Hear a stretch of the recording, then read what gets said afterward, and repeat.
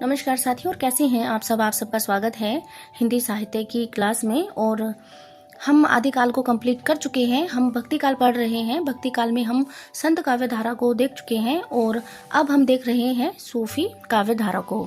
सूफी काव्य धारा में भी हमने बहुत कुछ देख लिया है। कल हमने देखा था सूफी काव्य धारा में हम कवियों को देख रहे हैं और कल हमने देखा था अनुराग बासुरी को, इंद्रावती को, रस रतन को, चित्रावली को, रूपमंजरी को, मधुमालती को, माधवानल कामकंदला चौपाई को, माधवानल कामकंदला को, मृगावती को, सत्यवती कथा को, हंसावली को, चंदायन को, लखम सेन पद्मावती कथा को कल हमने देखा था। और अब बढ़ते हैं आगे। तो आज हम देखेंगे नियामत खां जान। नियामत खां जान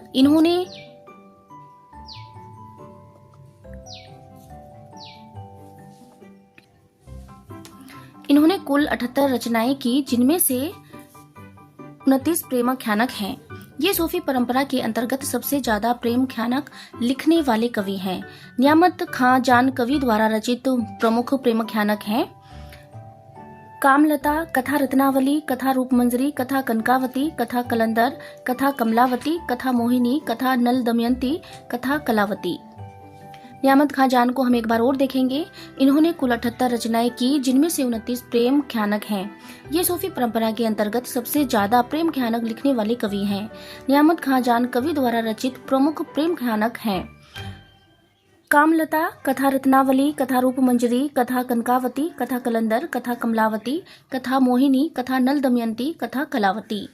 अब चलते हैं आगे। हमें पता है कि सूफी काव्य धारा के जो प्रतिनिधि कवि हैं, सूफी काव्य धारा के जो सर्वश्रेष्ठ कवि हैं, वो जायसी हैं। जायसी को हम सबसे बाद में देखेंगे।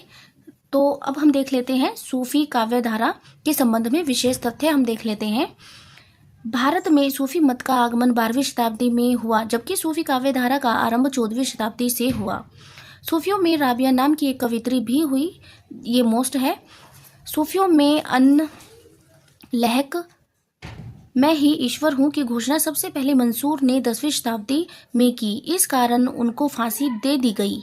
सूफी साधना का मेरुदंड प्रेम है, रामचंद्र शुक्ल का यह कथन है। यह छोटा सा कथन है। सूफी साधना का मेरुदंड प्रेम है, रामचंद्र शुक्ल। सूफियों का प्रिय अलंकार समासोक्ति है। सूफी संप्रदाय में सर्वाधिक व्यापक संप्रदाय चिश्ती संप्रदाय है।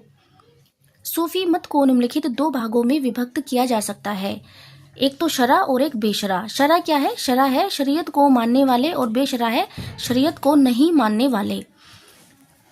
सूफी काव्य धारा के संबंध में विशेष तथ्य हम एक बार और देखेंगे। भारत में सूफी मत का आगमन 12वीं शताब्दी में हुआ, जबकि सूफी काव्य धारा का आरंभ 14वीं शताब्दी से हुआ। सूफियों में राबिया नाम की एक कवित्री भी हुई और यह जो पंक्ति है यह मोस्ट है।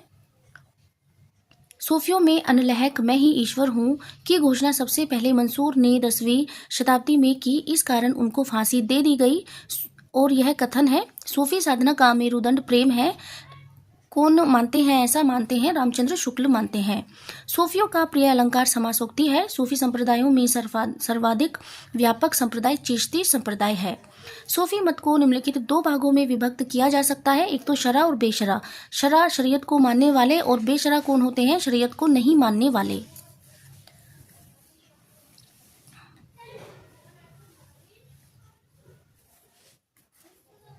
अब देख लेते हैं संत मत व सूफी मत में समानताएं कौन कौन सी है, हम वो देखेंगे। एक तो जो इनमें समान बातें हैं जो मिलती हैं एक दूसरे से, वो है एकेश्वरवाद। संत मत में भी एकेश्वरवाद का समर्थन है और सूफी मत में भी। गुरु की महत्ता, प्रेम की महत्ता, रहस्यवादिता, जाति पाति एवं वर्ण व्यवस्था का विरोध है। क्या है इसमें? एकेश्वरवाद है दोनों में। गुरु की महत्ता मानी गई है, प्रेम को महत्व दिया गया है, रहस्यवादिता है, जाति पाति एवं वर्ण व्यवस्था का विरोध है। अब देख लेते हैं दोनों में असमानताएं क्या क्या हैं। संत मत एवं सूफी मत में असमानताएं कौन कौन सी हैं? संतों में खंडन मंडन की प्रवृत्ति मिलती है, जबकि सूफी मत में इसका अभाव है। सूफियों में भावात्मक रहस्यवाद मिलता है, जबकि संतों में साधनात्मक रहस्यवाद है। सूफियों में प्रेम तत्व की प्रधानता है, जबकि संतों में ज्ञान तत्व की प्रधानता है। सूफियों ने अपने काव्य में मुख्यतया अवधी भाषा का प्रयोग किया है, जबकि संत काव्य धारा में सदुकड़ी या ब्रज भाषा का प्रयोग हुआ है। संत काव्यधारा में मुक्तक काव्य लिखे गए, जबकि सूफी काव्यधारा में प्रबंधात्मक काव्य की रचना हुई है। सूफियों ने नारी को ईश्वर का प्रतीक माना है, जबकि संत नारी को माया का प्रतीक मानकर उससे दूर रहने की सलाह देते हैं। इनमें क्या क्या असमानताएं हैं हम एक बार और देखेंगे। संतों में खंडन मंडन की प्रवृत्ति मिलती है, जबकि सूफी मत में इसका अभाव है। सूफियों में भावात्मक रहस्यवाद मिलता है, जबकि संतों में साधनात्मक रहस्यवाद है। सूफियों में प्रेम तत्व की प्रधानता है, जबकि संतों में ज्ञान तत्व की प्रधानता है। सूफियों ने अपने काव्य में मुख्यतया अवधी भाषा का प्रयोग किया, जबकि संत काव्यधारा में सदुकड़ी या ब्रज भाषा का प्रयोग हुआ है। संत काव्यधारा में मुक्तक काव्य लिखे गए, जबकि सूफी काव्यधारा में प्रबंधात्मक काव्यों की रचना हुई है। सूफियों ने नारी को ईश्वर का प्रतीक माना है, जबकि संत नारी को माया का प्रतीक मानकर उससे दूर रहने की सलाह देते हैं। अब आगे बढ़ते हैं। संपूर्ण सूफी काव्यधारा में जो पंक्तियां मोस्ट हैं जिस कवि की, हम वो देखेंगे। और यहाँ पर केवल पंक्तियां हैं जो कि लास्ट में कराई गई थी, लेकिन जो जायसी कवि हैं हम उनको बाद में देखेंगे। पहले हम सभी कवियों की महत्वपूर्ण जो पंक्तियां हैं हम वो देख लेते हैं। सबसे पहले हम बात कर लेते हैं जायसी की। जायसी की पंक्ति हम पढ़ लेते हैं। जायसी की पंक्तियां हैं। भा अवतार मोर 9 सदी 30 बरिस ऊपर कवि बदी। यह पंक्ति है आखिरी कलाम से। दूसरी है सन 927 आहा कथा आरंभ बैन कवि कहा पद्मावत से। जायस नगर धर्म स्थानु तहा कवि आई कीने बखानु पद्मावत से। जायस नगर मोर स्थानु आखिरी कलाम से। ओ मन जानी कविता असकीना मुकु यह रहे जगत में चीना पद्मावत से। मोही हसी से की कोह रही। जायसी ने शेर शाह सूरी से कहा था। चढ़ा आषाढ़ गगन घन गाजा पद्मावत नागमती व्योगखंड से। गगन हुता नहीं मही हुती ऐसे अंध कूप में रचा मोहम्मद नूर अखरावट से। हुते चंद नहीं सूर। यह पंक्ति जो है यह मोस्ट है। शेर शाह दिल्ली सुल्तानू चारिहू खंड तपे जसभानु पद्मावत से। प्रेम कथा यही भांति विचारहु बूझी ले सो बूझे पराहु पद्मावत से। सैयद अरफ पीर प्यारा जेही मोहि पंथ दीन उजियारा पद्मावत से। गुरु मोहिदी सेवक मैं सेवा चले उताइल जेही कर खेवा पद्मावत से। मानुष प्रेम भयउ बैकुंठी नाहित का है छार भई मुठी पद्मावत से। छार उठाई लीने एक मुठी दीन उड़ाई पर थीमी झूठी पद्मावत से। विक्रम धसा प्रेम के बारा सपनावती कह गयो उतारा पतारा पद्मावत से। जोहर भई स्त्री पुरुष गए संग्राम पातशाही गढ़ चूरा चित उर भा इस्लाम पद्मावत से। आगे है नयन जो देखा कलम भा निर्मल नीर शरीर हसत जो देखा हस भा दसन ज्योति जग हीर पद्मावत से। पिए सो कहू संदेशड़ा है भोरा है काग सो धनी विरह जरी मुई तेहिक धुआं हम लाग पद्मावत नागमती व्योग खंड से है और इसमें हेतु उत्प्रेक्षा अलंकार है। अब देख लेते हैं मुल्ला दाऊद की पंक्तियां चंदायन से। लोर कहा बही यह खंड गावहु कथा कवि कही लोग सुनावहु। वीर सिंगार विरह किहू पावा पूरन पदले लोग सुनावा चंदायन से। अब देख लेते हैं उस्मान को चित्रावली से। जाकी बुद्धि होई अधिकाई आन कथा एक कहे बनाई कथा एक में ही उपाई कहत मीठू और सुनत सुहाई चित्रावली से हैं ये और उस्मान की पंक्तियां हैं। अब देखते हैं आगे। अब देख लेते हैं नूर मोहम्मद को। नूर मोहम्मद की पंक्तियां हैं और मोस्ट हैं।